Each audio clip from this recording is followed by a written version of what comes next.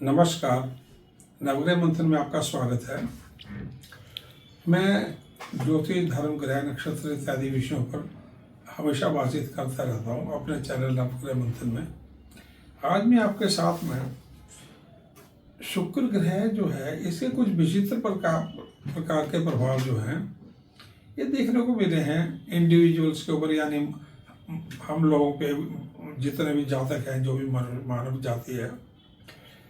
मौसम पर कोई तुला राशि का स्वामी है, मौसम हुआ, इंडिविजुअल्स हुए, विशेषकर स्त्रियां हुई, और हवा, पानी, बरसात सब कुछ हुआ।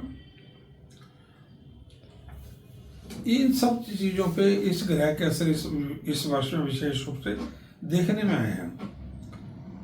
इस विषय के ऊपर हमने आज के 6 मई को एक फेसबुक पे पोस्ट भी डाला था और उसके बाद में एक वीडियो भी बनाया था। शुक्र और गुरु के विशेष प्रभाव हैं। तो जो हमने वीडियो बनाया था उसमें ये बताया था कि शुक्र जो है 27 अप्रैल से 7 जुलाई अस्त गया। फिर अस्त होने से इस पर काफ़ी विपरीत प्रभाव कई देशों में पड़े।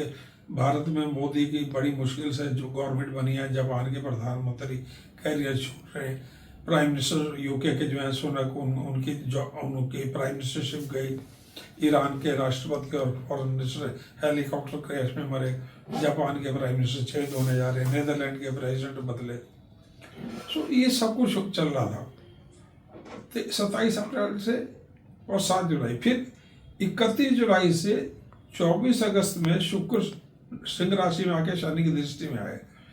यहाँ से बहुत ज़्यादा जो है अंतर्राष्ट्रीय तनाव बना है। 31 जुलाई को जैसे ही ये सिंह राशि में आए हैं, कर्क से सिंह में आ रहे हैं, उस दिन जो है इस्माइल हानिया जो हमास के चीफ है, उनका तेहरान में उनका मर्डर हुआ। फिर कन्या में 24 अगस्त से 18 सितंबर नीचे जा रहा था ये। अब क्या हो रहा है कि शुक्र, इसमें भी काफ़ी भारी तनाव रहा है, इसमें इजराइल में हर जगह पे। और उसके बाद ये ग्रह जो है 13 अक्टूबर को वृश्चिक में आएगा और 6 नवंबर तक वृश्चिक में रहेगा। अब ये शुक्र की जब बात कर रहे हैं तो शुक्र के इस मूवमेंट के समय में, जो कि 13 अक्टूबर से आगे आने वाला 13 अक्टूबर से 6 नवंबर का समय, इसमें कुछ महत्वपूर्ण नाम के अक्षर आ रहे हैं। TUVRSJHI।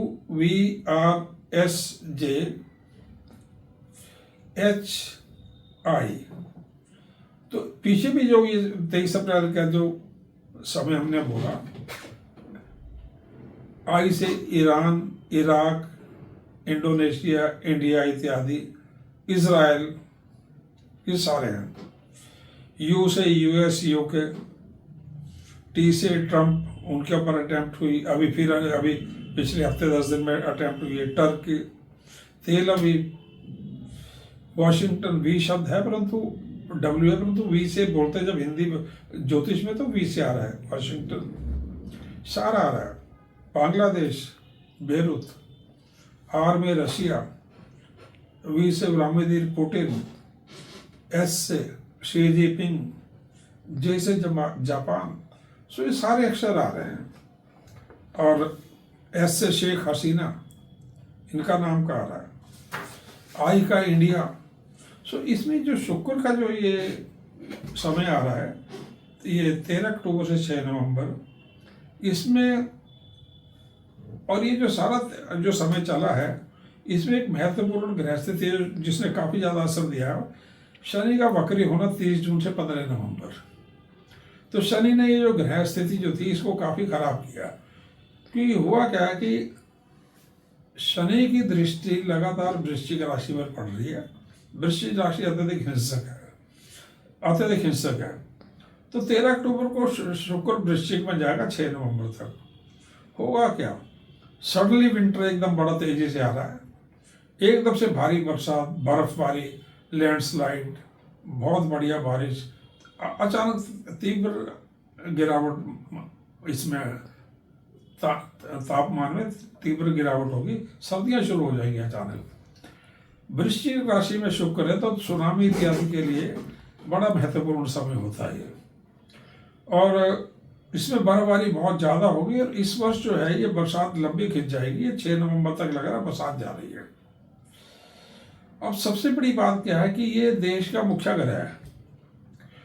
शनि की दृष्टि होगी तो ऑल ओवर वर्ल्ड वर्षा आंधी तूफान जैसे मैंने बोला, और वृश्चिक राशि मंगल की राशि है तो बहुत बड़े भूकंप इत्यादि इसमें होते हैं। तारीखें मैं आपको अलग से दे रहा हूँ। और भारत के लिए महत्वपूर्ण क्या है, क्योंकि 13 अक्टूबर से 6 नवंबर ये देश के सप्तम भाव में नीच होगा, शनि की दृष्टि में जाएगा। उसके उपरांत 6 नवंबर से 2 दिसंबर ये देश के अष्टम भाव में चला जाएगा। ऐसे ग्रह स्थितियों में देश के ऊपर जो है वो जो हुआ था, उरी में हुआ था, अटैक हुआ था, या और भी देश को समस्या आई हैं जब भी बढ़ी, तो शुक्र का सप्तम अष्टम भाव का भ्रमण बहुत खराब गया है। तो ये फिर चला जाएगा 6 नवंबर से 2 दिसंबर देश के अष्टम भाव में। तो पॉलिटिकल टेंशन्स होगी इस समय। महाराष्ट्र और झारखंड में और दिल्ली इत्यादि में चुनाव का भी कुछ माहौल बन रहा होगा।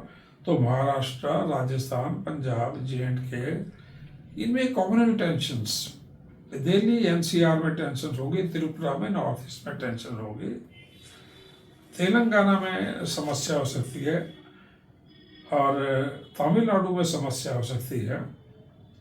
इस समय में क्योंकि वृश्चिक राशि में शुक्र चल रहे होंगे, देश का मुख्य ग्रह है, तो सबमरीन्स में, एयरक्राफ्ट कैरियर्स में या नेवी में बहुत अधिक सावधानी की आवश्यकता होगी, सैबोटाज इत्यादि के लिए या एक्सीडेंट्स के लिए।